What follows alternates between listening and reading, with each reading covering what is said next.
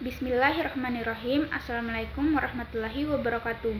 Perkenalkan, nama saya Zafira Sarif dari kelas C dengan NIM 22253136.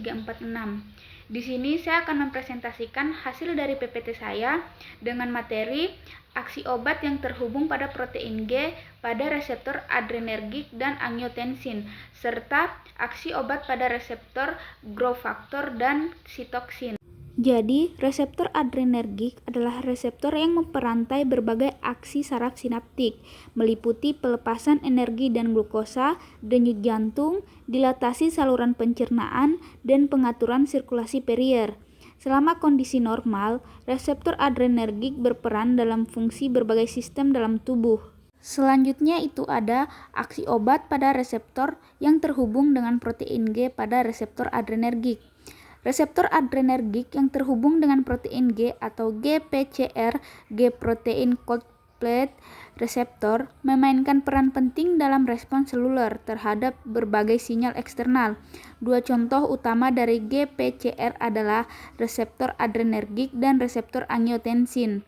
Reseptor adrenergik dibagi menjadi dua jenis utama, yaitu alfa dan beta, yang masing-masing memiliki subtype sendiri, misalnya alfa 1, alfa 2, beta 1, dan beta 2. Reseptor ini merespon ketekolamin seperti adrenalin dan noradrenalin. Aksi obat pada reseptor ini itu terbagi menjadi dua, yaitu agonis dan antagonis.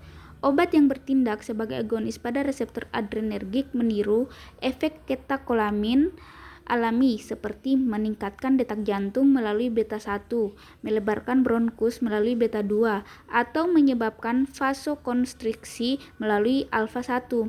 Sementara antagonis, obat antagonis menghalangi efek katekolamin, digunakan untuk menurunkan tekanan darah melalui antagonis alfa 1 atau mengurangi kerja jantung melalui antagonis beta 1 yang dikenal sebagai beta blocker.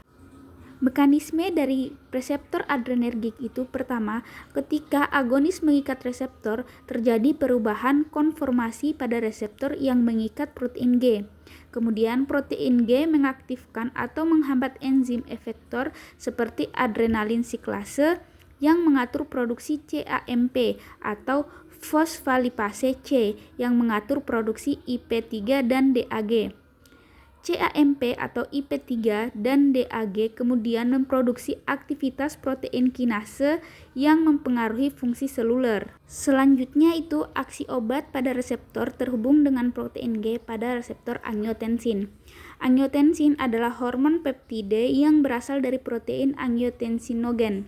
Angiotensinogen diubah menjadi angiotensin 1 dengan katalis Reni. Selanjutnya angiotensin 1 akan diubah menjadi angiotensin 2 dengan dikatalisis oleh enzim ACE. Angiotensin 2 akan bekerja pada reseptornya, memicu berbagai proses fisiologis yang menyebabkan kenaikan tekanan darah. Reseptor angiotensin, khususnya tipe 1 atau AT1, merespon angiotensin 2 yang merupakan bagian dari sistem renin angiotensin aldosteron atau RAAS.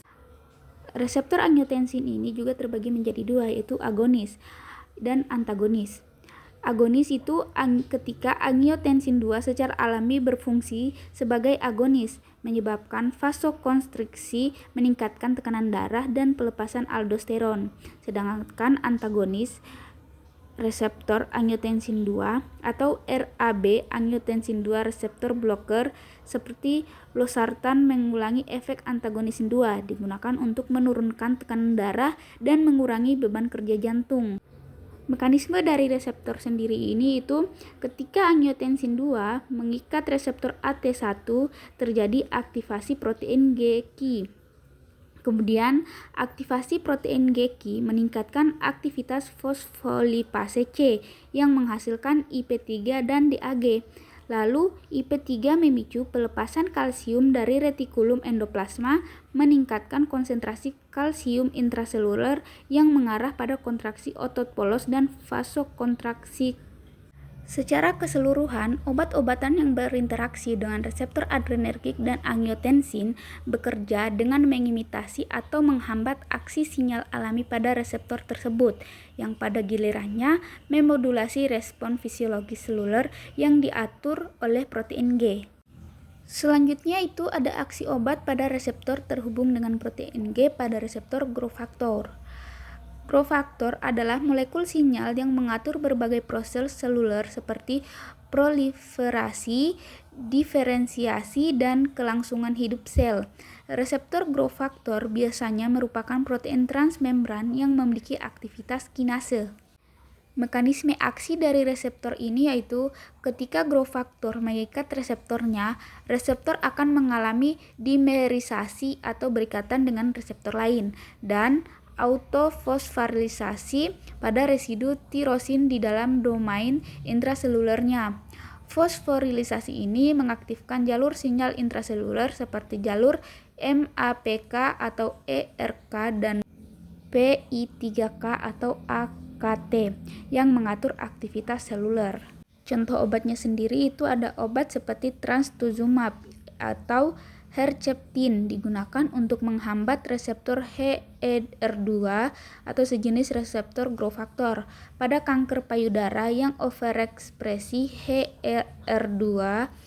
Trastuzumab menghambat dimerisasi dan aktivasi reseptor ini sehingga menghambat proliferasi sel kanker. Nah, yang terakhir itu ada aksi obat pada reseptor yang terhubung dengan protein G pada reseptor sitokin.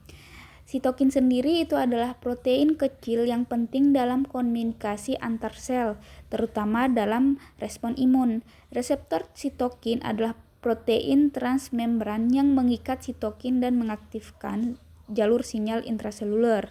Mekanisme aksinya itu ketika sitokin mengikat reseptornya, reseptor akan mengaktifkan jalur sinyal seperti JAK-STAT yang mengatur ekspresi gen yang terlibat dalam respon imun, pertumbuhan, dan diferensiasi sel. Contoh obatnya itu obat seperti tocilizumab digunakan untuk menghambat reseptor IL-6 yang merupakan sitokin proinflamasi. Tocilizumab menghambat pengikatan IL-6 ke reseptornya, mengurangi inflamasi pada penyakit seperti rheumatoid arthritis.